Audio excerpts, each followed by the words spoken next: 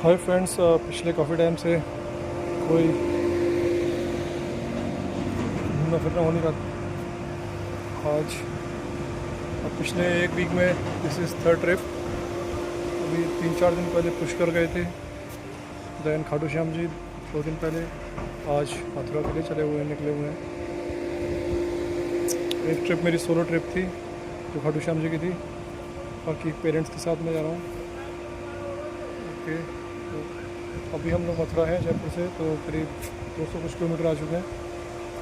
Battery 47% 43% हो गई, बची हुई थी। टॉप अप कर लेते हैं। वैसे तो सफिशिएंट है जहाँ तक मुझे जाना है वहाँ के लिए, बट वापस से अगर जयपुर निकलना होगा रात में तो फिर दोबारा फिर चार्ज करानी पड़ेगी। कहीं ना कहीं ज़्यादा परसेंट बैटरी कंज्यूम हो जाएगी। इस बेटर की पहले टॉप अप ले लिया जाए। तो we are somewhere near Mathura से कुछ पहले हम लोग इंडियन ऑयल का ये अभी शायद नया चार्जर लगाया, पहले नहीं था, और ये नहीं मिलता तो इसके आगे फिर हम लोग मथुरा पहुँचते हैं। वहाँ पे चतुर्वेदी रिफ्यूल स्टेशन है एक, वहाँ पे भारत पेट्रोलियम है BPCL का, उसमें मैंने पहले चार्जिंग कराई है। तो उसी के लिए प्लान था, बड़ी बीच में मुझे नया मिल गया है अभी उससे 25-30 किलोमीटर पहले। सो इस बेटर यहीं पर कर लेते हैं। इंडियन ऑयल, भारत पेट्रोलियम, इनमें फ़ायदा रहता है कि ये थोड़े इकोनॉमिकल रहते हैं। इसमें 16 रुपये पड़ता है शायद पर यूनिट, और जितने भी प्राइवेट वाले हैं, जियो, टाटा, स्टेटिक और भी जो है वो सब 25 रुपये, 22 रुपये, 21 रुपये लेते हैं पर यूनिट। और 60 किलोवाट का चार्जर है। तो मैं तो जनरली कोशिश करता हूँ बाहर, वैसे तो मैंने बाहर चार्जिंग बहुत कम कराई है जब से गाड़ी चलाई है। एक साल से ज़्यादा हो गया मुझे, 13 महीने हो जाएंगे करीब। 25,000 किलोमीटर गाड़ी हो चुकी है मेरी। तो मोस्ट ऑफ द टाइम घर से चार्ज करके चलता हूँ। फिर जहाँ भी किसी रिश्तेदार के, मेरी सिस्टर्स के जा रहे हैं, किसी क्लोज रिलेटिव के गांव जा रहे हैं, तो वहाँ पर जाके चार्जिंग कर देते हैं अपना। हो जाती है। कभी कभार करानी पड़ती है बाहर, कराई है मैंने चार्जिंग। तो I prefer this Indian oil and Bharat petroleum. उसके अलावा इमरजेंसी में एक दो बार मैंने जियो BP से भी कराया है, स्टेटिक से भी कराया है, बट वो बहुत महंगा पड़ता है। महंगा इतना भी नहीं है, मतलब अगर मैं पेट्रोल से कंपेयर करूँ तो बहुत सस्ता है। पेट्रोल CNG डीजल से कंपेयर करें तो बहुत सस्ता है स्टिल। बट अब आदत पड़ चुकी है, घर पे सोलर लगा हुआ है तो फ्री में चलती है गाड़ी वहाँ पे। तो अब अगर 1 रुपया किलोमीटर भी, 2 रुपये किलोमीटर भी देना पड़े तो वो महंगा लगता है हम लोगों को। तो गाड़ी अभी चार्ज हो रही है। आधे घंटे में चार्ज हो जाएगी। Then we reach to Mathura. काफ़ी टाइम से कोई ब्लॉग आया नहीं था मेरा, कोशिश कर रहा था बनाऊँ, बना ही नहीं पाया। और गाड़ी की ओवरऑल परफॉर्मेंस, अगर लोग पूछते हैं यार गाड़ी चार्ज कितनी देर में होती है, परफॉर्मेंस रेंज क्या निकालती है, ये वो है। अभी भी मैं आ रहा हूँ, अब तो मैं गाड़ी को बहुत रफली चलाता हूँ। मैंने इससे पहले CNG की गाड़ी चलाई है करीब 70-75 हज़ार किलोमीटर, पेट्रोल की चलाई है, डीजल चलाई 1,00,000 किलोमीटर डीजल चलाई है मैंने, टाटा विस्टा स्पार्क चलाई CNG में, पेट्रोल में गाड़ी चलाई। तो 2,00,000 किलोमीटर से ऊपर गाड़ी चलाई, उस समय मैंने आइस व्हीकल्स थे, और सारे फ्यूल्स में यूज़ कर चुका हूँ, जिसमें सबसे ज़्यादा मैंने डीजल पे गाड़ी चलाई है अभी तक। एंड आई थॉट कि diesel was a power house. Vista बहुत अच्छी गाड़ी थी, क्वाडा जेट इंजन में। But after switching this EV, अब मैं डीजल सब भूल चुका हूँ। इसके आगे सब बेकार है। After driving this EV, I think दोबारा आप किसी आइस व्हीकल पे जाना पसंद करेंगे ही नहीं, किसी भी मामले में, चाहे कंफर्ट हो, ड्राइविंग डायनामिक्स हो, गाड़ी का परफॉर्मेंस, पिकअप, कुछ भी कह लीजिए, स्मूथनेस, वो है ही नहीं किसी गाड़ी में। अब कितनी महंगी 25-30 लाख की गाड़ी भी चला लेंगे शायद, इससे आगे कहीं भी स्टैंड नहीं करती कोई गाड़ी। और अब तो मैं गाड़ी को बहुत ही रफली चलाता हूँ, जैसे मैं अपनी डीजल गाड़ी चलाता था वैसे चलाता हूँ उसको। शुरू में तो मैंने बहुत टाइम गाड़ी ऐसी चलाई, धीरे, ये कर वो कर, 70-75 से ऊपर मत जाओ, और काफ़ी सारी चीज़ें हैं। अब तो पिछली काफ़ी ट्रिप्स मैंने अभी की, उस दिन खाटू श्याम जी गया था तो मैं पूरे टाइम 80+ ही चलाई, 80 से 100 के बीच में गाड़ी चलाई। आज भी मैं जयपुर से भी आ रहा हूँ 200 किलोमीटर में, मोस्ट ऑफ द टाइम मेरी गाड़ी 80, 90, 95, 100, 120 तक में चलाई है। और सड़क पे और मोस्टली मैं इको मोड में ही चलाता हूँ गाड़ी को। मैंने कभी सिटी और उसमें या स्पोर्ट्स में कभी चलाता है नहीं। इको मोड में गाड़ी मेरी चलती है हमेशा, जब से लिया है। AC मेरा 26 डिग्री 25 डिग्री पर सेट रहता है most of the time. Auto AC में रहता है। और अभी भी मेरी रेंज 380-390 की निकली हुई है, जिसमें गाड़ी मेरी मोर देन 80 की स्पीड पे गाड़ी चली है मोस्ट ऑफ द टाइम। और यही अगर मैं 70 के आसपास मेंटेन करता तो शायद रेंज अभी 10-20 किलोमीटर और एक्स्ट्रा हो जाती। तो मैंने इस रेंज करीब 440 तक निकाली हुई है, और ज़्यादातर मेरी रेंज 380 से 410 के बीच में निकलती रहती है हमेशा। मैं उस दिन खाटू श्याम जी गया 200 किलोमीटर्स, मैंने 210 किलोमीटर लौट फेयर किया। रेंज मेरी 410 के आसपास निकली हुई थी उसमें भी, और गाड़ी मैंने बहुत ही रफ़ चलाई थी। रफ़ इन सेंस मतलब मेरे हिसाब से रफ़ थी, मैं गाड़ी ज़्यादा तेज़ चलाता नहीं, पर अब तो मैं इस पे पूरा पंजा दे के गाड़ी चलाता हूँ, झूंझा करके जितना भी होता है। रैश ड्राइविंग तो नहीं कहूँगा उसको, लेकिन हाँ, यह है कि अब इतना सलीके से नहीं चलाता जैसे पहले कदम फूंक को भी कहते हैं ना, वो वाला सिस्टम नहीं है मेरा गाड़ी का। और कभी कभी थोड़ा टशनबाजी भी करनी पड़ती, क्योंकि ईवी को क्या है ना, लोगों ने बड़ा खिलौना समझते हैं। हरी नेम नंबर प्लेट देखते हैं तो काफ़ी सारी गाड़ियाँ जब खासकर एसयूवीज़ निकलती हैं, एसयूवीज़ तो छोड़ दीजिए, छोटी मोटी गाड़ियाँ जो निकल रही होती हैं, जो हैचबैक में भी छोटे साइज़ की हैचबैक हैं, वो भी निकलती हैं, तो क्या सोचती हैं खिलौना चल रहा है सामने। तो पुष्पा को लोग फ्लावर समझ लेते हैं, जो फायर है, वही कहानी ईवी के साथ है। ईवी को लोग सोचते हैं कि खिलौना है, ये नहीं पता कि दिस गाड़ी पावर हाउस, आग लगा देगी हालत, सड़क पे जहाँ निकलेगी सब गाड़ी को ओवरटेक कर जाएगी। तो मैं तो इस गाड़ी को आज भी, अभी मेरे को वहाँ पे बड़ी बड़ी गाड़ियाँ मिली, XUV 500 700 मिली, सारी हायर और फॉर्च्यूनर, ये सब चल रही हैं, स्कॉर्पियो भाग रही हैं साथ में। लोग सोच रहे हैं कि यार हॉर्न दे रहे हैं मेरे पीछे खड़े हो गए बिना बात। फिर जब पंजा मारा इको के अंदर, मैंने अभी स्पोर्ट्स तो सिटी मोड तो लगाया नहीं कहीं भी, इको में हम 2 लोग बैठे हुए थे और मैंने गाड़ी को किसी को छूने नहीं दिया 2-2 3-3 किलोमीटर 4 किलोमीटर तक, कि भाई आओ यार तुम थोड़ा सा ईवी का स्वाद चख लो, देख लो। और गलती से इसमें सिटी मोड लगा दो और ये स्पोर्ट्स लगा दो तो फिर तो गाड़ी कोई छू नहीं सकता इस गाड़ी को, कितना पावर है इस गाड़ी का। I am very much satisfied this range, power, performance, और जो भी कुछ कहूँ सब कुछ ठीक है। तो लोग बड़े कंफ्यूज रहते हैं, अभी भी लोग कहते हैं यार ईवी ली है, बड़ा मुश्किल है, ये है वो है, फलाना ढिकाना। लोग डरते हैं, शर्माते हैं लेने में, झिझकते हैं, सोचते हैं यार लोग 15 लाख 16-17 लाख की पेट्रोल गाड़ी खरीदते हैं, उनको खड़ी ही रखते हैं, चलाते नहीं है, क्योंकि महंगी पड़ती है, पता है सबको, इसमें कोई शर्माने की बात ही नहीं। मेरे पास भी, मैंने भी गाड़ी चलाई, मतलब डीजल गाड़ी भी मुझे महंगी लगती थी अब तो चलाने में। तो अब ये इसको बिंदास चलाओ, दिन भर चलाओ, 2 व्हीलर्स की तरह चलाओ। 2 व्हीलर भी महंगा पड़ता है इससे, ये 2 व्हीलर से भी सस्ती चल रही है, तो क्या नुकसान है यार।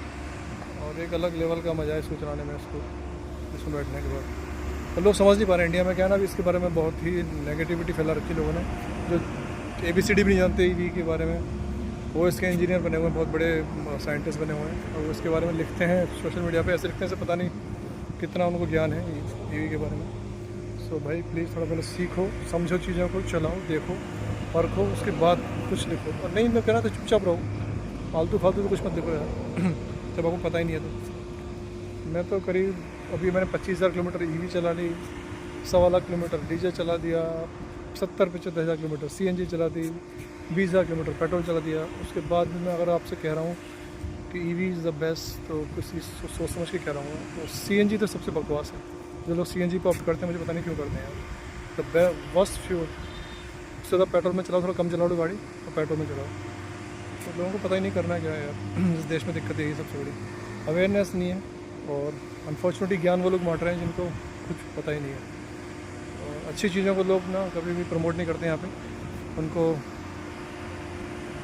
लोगों को डिमोरलाइज करेंगे, डिमोटिवेट करेंगे, और उल्टा सीधा कुछ ना कुछ बताते रहेंगे कि यार ये मत करो, ये मत लो, वो मत लो, फंस जाओगे, रुक जाओगे, अटक जाओगे, बंद हो जाएगी, कहीं चार्जिंग नहीं मिलेगी। यार सब चीज़ें हैं, तो प्लानिंग तो हमें पेट्रोल में भी करनी पड़ती है, CNG में करनी पड़ती है, बल्कि CNG में तो और ज़्यादा प्लानिंग करनी पड़ती है।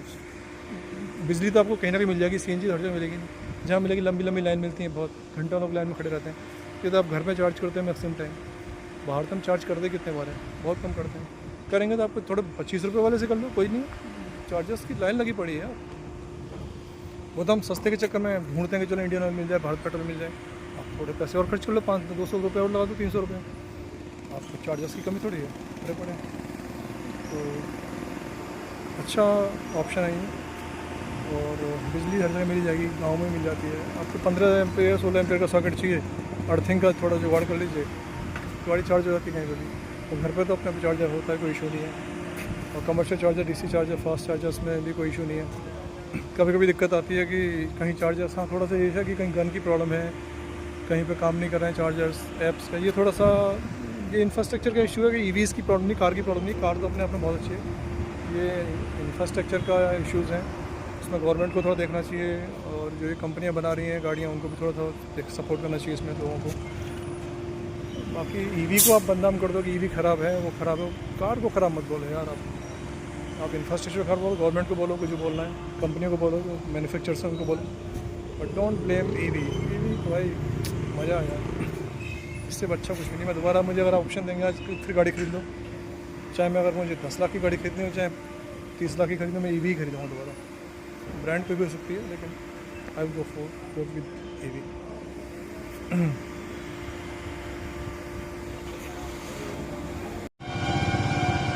टाटा की गाड़ियों में तो वैसे चाहे वो आइस व्हीकल्स हो कुछ भी हो, एसी अच्छा होता है, बट इसका एसी जो है नेक्सॉन ईवी का भाई बहुत ही पावरफुल अच्छा एसी है, बिल्कुल चिल कर देता है।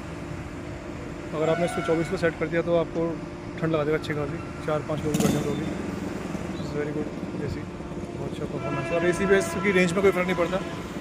और पहले मैं सोचता था कि एसी चलेगा तो यार रेंज ज़्यादा डाउन हो जाएगी, सर्दियों में रेंज अच्छी निकलेगी। मैं सही बताऊँ, मैंने गाड़ी को 13 महीने हो गए, सारे सीजन्स में गाड़ी चलाई है, बारिश में, गर्मी में, बहुत। और मैं नॉर्थ इंडिया में रहता हूँ, यहाँ पे एक्सट्रीम वेदर्स हैं, गर्मी होगी तो एक्सट्रीम होगी, सर्दी होगी तो एक्सट्रीम होती है, बारिश भी होती है तो अच्छी खासी होती है। तो लास्ट ईयर मई में ख़रीदी थी मैंने, तब मई से अब जून आ चुका है, तो सारे वेदर, सारे सीजन्स मैंने मेरी गाड़ी ने देख लिए हैं। मैंने पानी में भी चलाई है, बिल्कुल 0 डिग्री टेम्परेचर में भी चलाई है गाड़ी, 45 डिग्री में भी चलाई है। तो मैंने फ़ील किया ओवरऑल कि जो सर्दियों का टाइम था, स्पेशली 1 महीने का टाइम होता है जब 20 दिसंबर से लेकर 20 जनवरी के बाद पीक सर्दी होती है दिल्ली और नॉर्थ इंडिया को, जयपुर वगैरह में, उस टाइम इसकी रेंज थोड़ी सी ड्रॉप होती है। रीज़न ये हो सकता है कि बैटरीज होती हैं थोड़ी सिकुड़ जाती होंगी, अंदर अंदर कुछ ना कुछ होता होगा, इसको टेक्निकल लोग जानते होंगे। तो जबकि उस टाइम एसी नहीं चल रहा होता है, बट रेंज थोड़ी ड्रॉप हुई है 10-20 किलोमीटर का, ज़्यादा फ़र्क नहीं पड़ता। अगर मैं इसमें 400 निकाल रहा हूँ तो वो 380 निकलेगी, ये फ़र्क पड़ जाता है। और जैसी गर्मियाँ आती हैं एसी चल रहा होता है तो बहुत अच्छी रेंज निकलती है इसकी, मतलब 400 के आसपास आराम से एसी भी निकल जाती है। तो एसी से कोई ज़्यादा फ़र्क पड़ता नहीं है इसके ऊपर, ये मैंने फील किया। बाकी इसकी 1 साल में मैंने 4 सर्विस हो चुकी हैं। 22,000 की अभी लास्ट मेरा सर्विस रही थी, 22,500 किलोमीटर वाली, 4th दैट मतलब फर्स्ट पेड सर्विस। उसके पहले 3 सर्विसेज फ्री थी, तो चौथी जो सर्विस हुई दैट वाज पेड सर्विस। और ज़्यादा कुछ नहीं हुआ, इससे पहले भी जो सर्विस हुई 1-2 तो फ्री हुई। एक में एसी का थोड़ा सा हल्का फुल्का एसी क्लीन किया हुआ उन्होंने, उसके पैसे लिए होंगे। इस बार भी हुआ तो 2,000 रुपये, 2500 का बिल आया, ज़्यादा नहीं था। अब 30,000 किलोमीटर पर जो होगी उसमें भी शायद मेरे ख्याल से मेजर ज़्यादा कुछ ना हो, क्योंकि एक बार कम काम होता है, एक बार ज़्यादा होता है, ऐसे कुछ करते हैं लोग। तो कोई 2,000 का 2,500 3,000 से ज़्यादा बिल नहीं आया बनेगा मुझे, तो ठीक है। बट हाँ मेरी ये कि मैन्युफैक्चर को मैंने लिखा भी है, कई बार बोला भी, और मैं अभी भी कहूँगा अगर कोई मेरा इसको वीडियो देखेंगे भाई प्लीज़, और आप लोग भी कहें कि ईवी में ना इतना सर्विस पता नहीं 7,500 किलोमीटर पर क्यों करा रहे हैं। इसकी सर्विस 15,000 किलोमीटर में होनी चाहिए कम से कम, हर 7,500 किलोमीटर। और ईवी चलती भी थोड़ी ज़्यादा है, लोग ईवी ज़्यादा चलाते हैं। हम 1 साल में 4 सर्विस करा रहे हैं, हर कुछ किलोमीटर पे जाके सर्विस सेंटर पर खड़े रहो भाई, सर्विस कर दो। होता कुछ भी नहीं है, जनरल चेकअप होते हैं मोस्टली। तो इसकी सर्विसेज कम से कम 10, बल्कि मैं कह रहा हूँ 15,000 किलोमीटर पर होनी चाहिए, उससे पहले वहाँ होनी नहीं चाहिए। तो ये है मेरा एक सजेशन, तो मैंने कई बार लिखा है, लेकिन इसको ज़्यादा लोग लिखेंगे तो शायद सर्विस सेंटर्स और मैन्युफैक्चरर्स कुछ इस पर करें, लेकिन वही कमाई होती है ना, तो वो क्यों करेंगे यार। उनको चाहते हैं कि हम तो रोज़ सर्विस सेंटर पर खड़े रहें, बट इनका जो शेड्यूल है वो थोड़ा सा 10 से 15,000 किलोमीटर के बीच में होना चाहिए, 7,500 बहुत जल्दी होता है। तो ये मेरा एक ऑब्जर्वेशन है कि सर्विस इसकी बहुत जल्दी होती है, जो कि गलत है। क्योंकि मेरी डीजल गाड़ी थी, वही 10,000 थी। अब बीच में तो डीजल गाड़ी, पेट्रोल गाड़ी आई हैं, शायद 15,000 किलोमीटर शेड्यूल है उन लोगों की गाड़ी में ज़्यादा। ईवी में क्या हो रहा है, कोई इंजन नहीं, कोई ट्रांसमिशन नहीं, कोई पुर्जे नहीं है, कुछ है नहीं, गाड़ी शांति से चल रही होती चुपचाप। जनरल चेकअप करने आप बुलाओ 15,000 किलोमीटर बाद, तभी जो कुछ करना है करो। ये है, तो overall I am satisfied with this car, और सब कुछ ठीक है। आप लोग ऐसे प्यार बनाते रहे यार। थोड़ा बीच में सब्सक्राइबर मेरे हुए थे, और बीच में रुक गया क्योंकि मेरे वीडियोज़ भी नहीं आए। मैं सही बताऊँ, मैं बीच में बिजी रहा, काफ़ी सारे कामों में उलझा रहा। आज थोड़ा टाइम मिला है, फुर्सत में खड़ा था, तो मैं चलो बना देता हूँ वीडियो। 1 साल भी हो गया था गाड़ी को, 25,000 किलोमीटर हो गया, तो माइलस्टोन 2 अचीव हुए, 4 सर्विस हो चुकी हैं। तो मैंने कहा चलो कुछ इन्फॉर्मेशन देता हूँ लोगों को। अच्छा रेंज, लोग मुझसे कई बार मजाक उड़ाते हैं, बस मेरे कमेंट देके कि यार तुम चांद पे पहुँच जाओगे, ये करोगे, 25 किलोमीटर जाओगे। भाई प्रैक्टिकल होकर बात करता हूँ मैं, कुछ ऐसे नहीं करता खिलवाने के लिए, तमाशा बनाने के लिए, अपना व्यूज़ के लिए, या कुछ भी करने के लिए। इसमें रेंज मेरी निकली जो निकल ही रही है, मतलब सबसे गिरी हुई रेंज मेरी इसकी अगर निकली होगी तो वो 350-360 निकली होगी आज तक। अदरवाइज़ और मैक्सिमम 445 के आसपास निकली हुई है। तो एवरेज में कहूँगा तो भाई 390, 400, 410 के आसपास रेंज मेरी हर बार निकलती है। नॉट बैड, बहुत अच्छी है। इससे ज़्यादा क्या जान थोड़ी देनी मुझे गाड़ी की। 45 किलो वाट है मेरा, इसमें फीयरलेस मॉडल है नेक्सन का।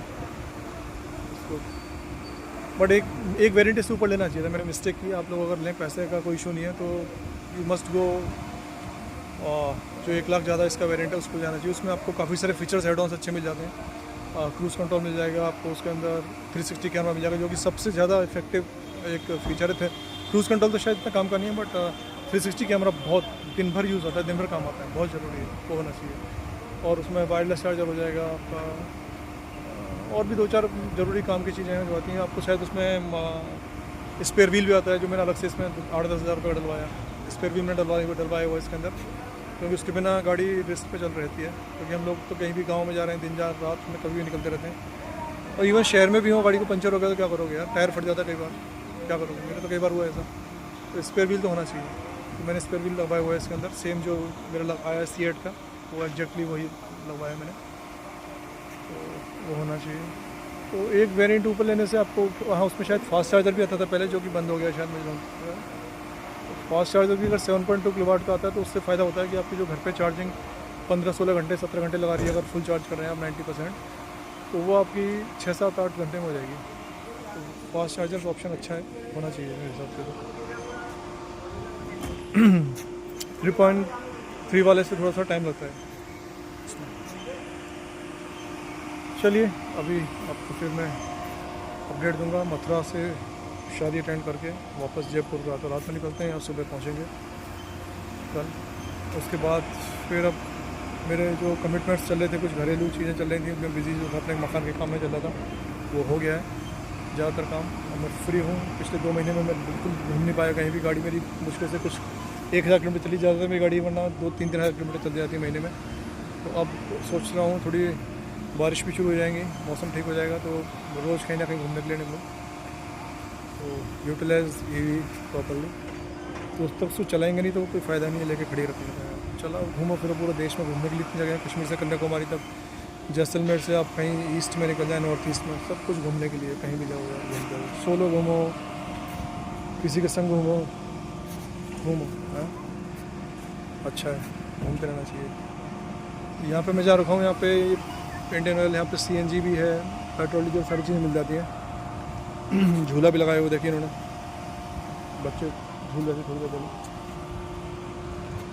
ठीक है फ्रेंड्स,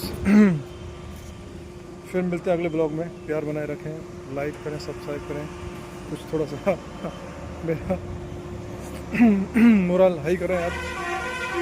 मुझे वीडियो बनाने आते नहीं है, एडिटिंग वेडिंग करना मैं जानता नहीं हूँ ना, मेरे पास इतना टाइम रहता कई बार करने का, पर अब सीखूँगा। तो देखता हूँ लोग बहुत अच्छे वीडियोज़ बनाते हैं, आई अप्रिशिएट दैम। मैं भी कोशिश करता हूँ थोड़ा सा आपको अच्छा कंटेंट दे सकूँ। बस मेरे कंटेंट से कहता हूँ, मेरी तो इन्फॉर्मेशन होती है मेरे लिए। मैं आपको एक एजुकेट करना चाहता हूँ किसी नई टेक्नोलॉजी के बारे में, और टेक से भी होना चाहिए यार।